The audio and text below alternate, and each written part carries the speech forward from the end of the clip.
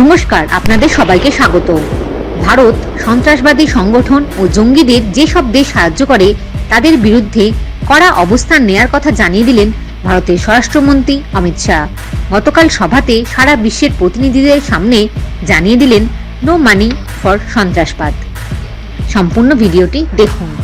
आज के इस गरिमामयी कार्यक्रम में मेरे साथ मंच पर उपस्थित श्री अजीत डोभाल, राष्ट्रीय सुरक्षा सलाहकार, श्री नित्यानंद राय जी, MOS होम, श्री अजय कुमार भल्ला जी, श्री दिनकर गुप्ता जी, DG NIA और कॉन्फ्रेंस में आए हुए सारे डेलीगेट्स, भारत की आजादी के अमृत महोत्सव के अवसर पर नई दिल्ली में आयोजित नो मनी फॉर टेरर के तीसरे मंत्री स्तरीय सम्मेलन के समापन सत्र को संबोधित करते हुए मुझे बहुत हर्ष और प्रसन्नता हो रही है। सबसे पहले मैं दुनिया के कोने कोने से आए विभिन्न देशों तथा मल्टीलेटरल संगठनों के प्रतिनिधिमंडलों को अपनी सहभागिता के लिए धन्यवाद देता हूं। इन 2 दिनों के दौरान प्रतिनिधियों ने टेरर फाइनेंसिंग में उभरते ट्रेंड्स, नई इमर्जिंग फाइनेंशियल टेक्नोलॉजी का दुरुपयोग तथा टेरर फाइनेंसिंग के क्षेत्र में अंतर्राष्ट्रीय सहयोग, ये 3 विषय पर विचार विमर्श किया ताकि प्रभावी रूप से नो मनी फॉर टेरर का हमारा उद्देश्य सफल हो पाए। इस चर्चा को आने वाले दिनों में हमें एक वर्केबल रणनीति की सोच में ढालना होगा, जिससे हमें निश्चित ही ये लड़ाई लड़ने में मदद होगी। सहभागी देशों और संगठनों के लिए CFT वर्तमान अंतर्राष्ट्रीय व्यवस्था की प्रभावशीलता तथा उभरती चुनौतियों के समाधान पर विचार विमर्श करने के लिए ये विश्व का सबसे महत्वपूर्ण मंच है। टेररिज्म ने आज एक ऐसा विकराल स्वरूप धारण किया है जिसका प्रभाव हर स्तर पर हमें दिखाई पड़ता है। मेरा स्पष्ट मानना है कि टेररिज्म लोकतंत्र, मानव अधिकार, आर्थिक प्रगति और विश्व शांति के खिलाफ सबसे बड़ा नासूर है, जिसे हमें जीतने नहीं देना है। कोई भी एक देश या कोई भी संगठन चाहे कितना भी शक्तिशाली क्यों न हो, वो टेररिज्म को अकेला नहीं हरा सकता, परास्त नहीं कर सकता। अंतर्राष्ट्रीय समुदाय को लगातार इस जटिल और बॉर्डरलेस खतरे के खिलाफ कंधे से कंधा मिलाकर चलना होगा। पिछले कुछ दशकों में भारत ने टेररिज्म के सभी रूपों सहित कई चुनौतियों का सफलतापूर्वक सामना किया है। टेररिज्म के खिलाफ जीरो टॉलरेंस की नीति, काउंटर टेरर कानूनों के मजबूत फ्रेमवर्क तथा एजेंसियों के सशक्तिकरण के कारण भारत में टेररिज्म के कारण होने वाली घटनाओं में उल्लेखनीय कमी आई है तथा टेररिज्म के मामलों में सख्त सजा दिलाने में भी प्रशासन को सफलता हासिल हुई है।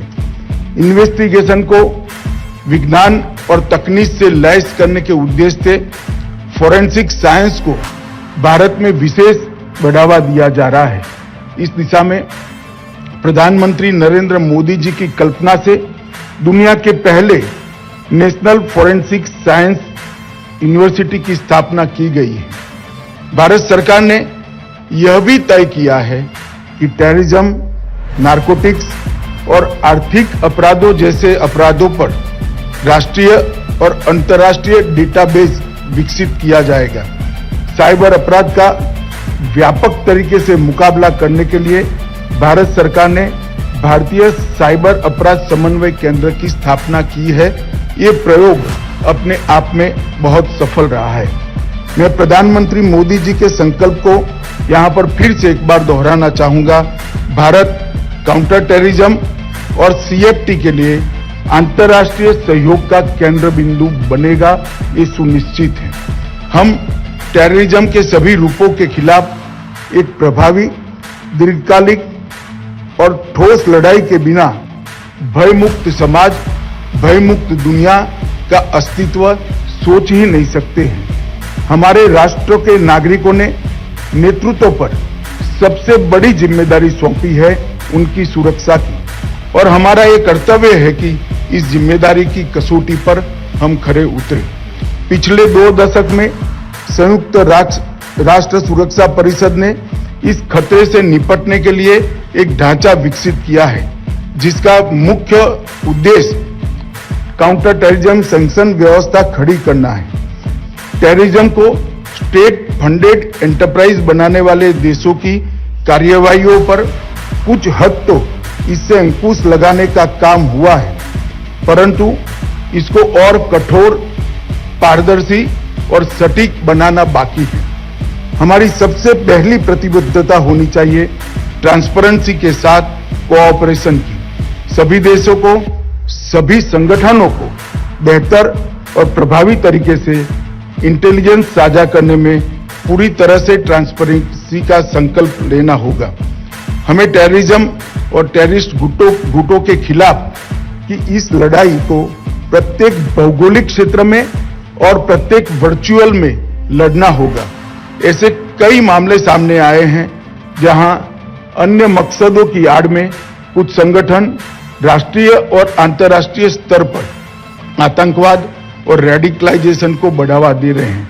यह भी देखा गया है कि ये संगठन आतंकवाद को फाइनेंस करने की चैनल भी बनते जा रहे हैं। अभी हाल में ही भारत सरकार ने सामाजिक गतिविधियों की आड़ में युवाओं को रेडिकलाइज करके उन्हें आतंकी और धकेलने की साजिश करने वाली एक संस्था को बैन किया है। मेरा मानना है कि प्रत्येक देश को ऐसी संस्थाओं को चिन्हित करके उनके विरुद्ध कार्यवाही करनी चाहिए। कुछ देशों ने, देश की सरकारों ने और एजेंसियों ने टेररिज्म को स्टेट पॉलिसी बनाया है। ऐसे टेरर हेवन्स पर आर्थिक प्रतिबंध के साथ साथ सभी प्रकार की नकेल कसना निहायत आवश्यक है। इस पर दुनिया के सभी देशों ने अपने जियो पॉलिटिकल इंटरेस्ट से ऊपर उठकर एक मन बनाने की जरूरत है। हम देखते हैं कि कुछ देश राजनीति के लिए आतंकवादियों और आतंकवाद को पनाह देने वालों का बार बार समर्थन करते हैं। मेरा मानना है कि आतंकवाद की कोई सीमा नहीं होती, इसलिए सभी देशों को राजनीति भुलाकर एक दूसरे का सहयोग करना चाहिए। साथ ही सभी देशों को टेररिज्म और टेरर फाइनेंसिंग की व्याख्या पर भी आम सहमति बनानी होगी। यह हमारे नागरिकों की सुरक्षा तथा मानव अधिकार और लोकतांत्रिक अधिकारों की रक्षा का मुद्दा है, न कि एक राजनीतिक मुद्दा है।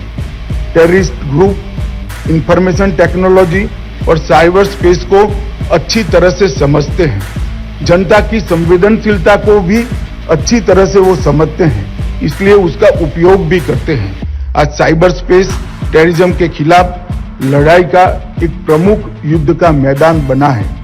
वेपन टेक्नोलॉजी में भी बहुत परिवर्तन हुआ है। 21वीं सदी की लिथल टेक्नोलॉजी और ड्रोन टेक्नोलॉजी अब आतंकवादियों के पास भी उपलब्ध है। टेररिस्ट तथा टेररिस्ट ग्रुप की नारकोटिक्स जैसे संगठित अपराधों के साथ बढ़ते लिंक्स क्रिप्टो करेंसी तथा हवाला और टेरर फाइनेंसिंग की संभावनाओं को कई गुना बढ़ा देते हैं।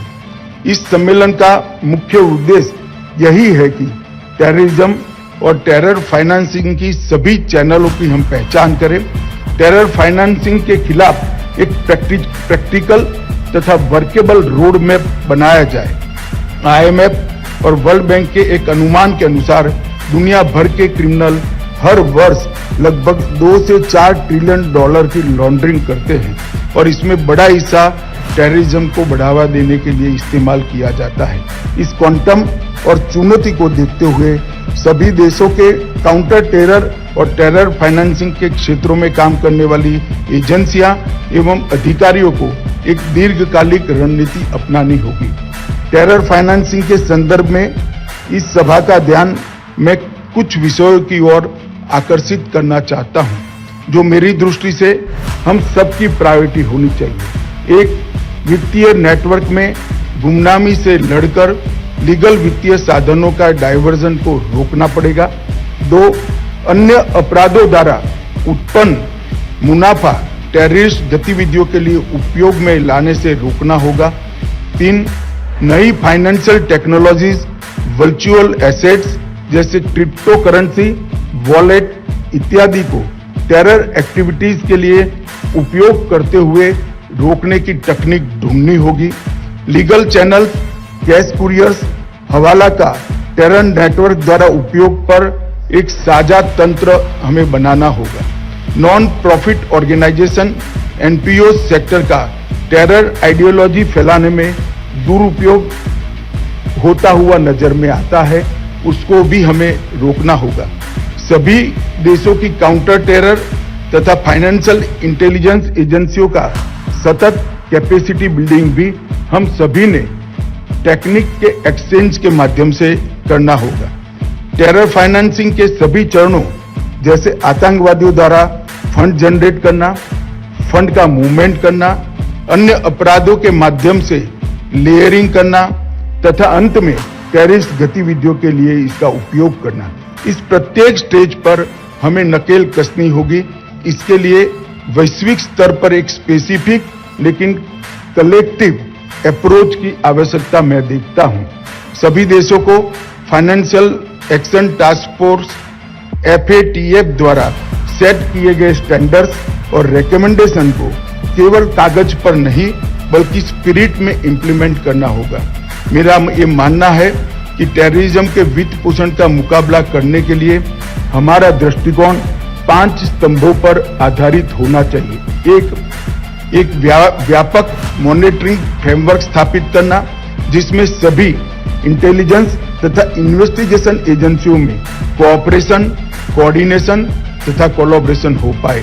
दूसरा, ट्रेस, टारगेट और टर्मिनेट की स्ट्रेटेजी उसे निम्न स्तरीय आर्थिक अपराध से लेकर संगठित आर्थिक अपराध तक अपनानी होगी। 3, टेरर फाइनेंस के संबंधित लीगल स्ट्रक्चर को मजबूत करना और उसमें एक रूपता लाना बहुत जरूरी है। 4, नेक्स्ट जनरेशन टेक्नोलॉजी के दुरुपयोग के खिलाफ एक मजबूत टेक्निकल तंत्र हमें विकसित करना होगा। और 5, एसेट रिकवरी के लिए कानूनी और नियामक ढांचे को मजबूत करना भी बहुत जरूरी है। टेररिज्म को सपोर्ट करने वाले बॉर्डरलेस फाइनेंस मूवमेंट को रोकने के लिए हमें भी बियॉन्ड बॉर्डर कोऑपरेशन के अप्रोच को स्वीकारना होगा, तभी ये मंच अपने उद्देश्य में सफल हो पाएगा। अंत में मैं पुनः टेररिज्म और टेरर फाइनेंसिंग के खिलाफ भारत की तरफ से अपनी प्रतिबद्धता दोहराना चाहूंगा। प्रधानमंत्री श्री नरेंद्र मोदी जी के नेतृत्व में भारत टेरर फाइनेंसिंग के सभी रूपों जैसे money laundering, digital financial platform का दुरुपयोग, हवाला सभी से निपटने के लिए सभी देशों के साथ काम करने के लिए प्रतिबद्ध है। इस सम्मेलन के विचार विमर्श के दौरान भारत ने आतंकवाद के वित्त पोषण का मुकाबला करने पर निरंतर वैश्विक फोकस बनाए रखने के लिए NMFT के इस विशिष्ट पहल की स्थायित्व की आवश्यकता को महसूस किया है। अब स्थायी सचिवालय स्थापित करने का समय आ गया है। इस दिशा में आगे बढ़ते हुए थोड़ी देर में ही जारी किए जा रहे 4 स्टेटमेंट में भारत में एक स्थायी सचिवालय स्थापित करने का प्रस्ताव शामिल है। इस विषय पर शीघ्र ही सभी प्रतिभागियों के बहुमूल्य टिप्पणियां प्राप्त करने के लिए एक डिस्कशन पेपर सर्कुलेट किया जाएगा। मेजबान देश की ओर से मैं नई दिल्ली में आयोजित इस नो मनी फॉर टेरर सम्मेलन में भाग लेने के लिए सभी देशों और संगठन के प्रतिनिधिमंडलों का मन से धन्यवाद करता हूं।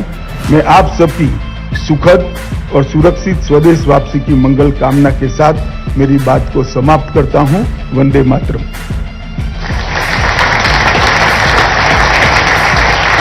Thank you, Honorable Minister, sir, for your insightful views, suggestions and observations.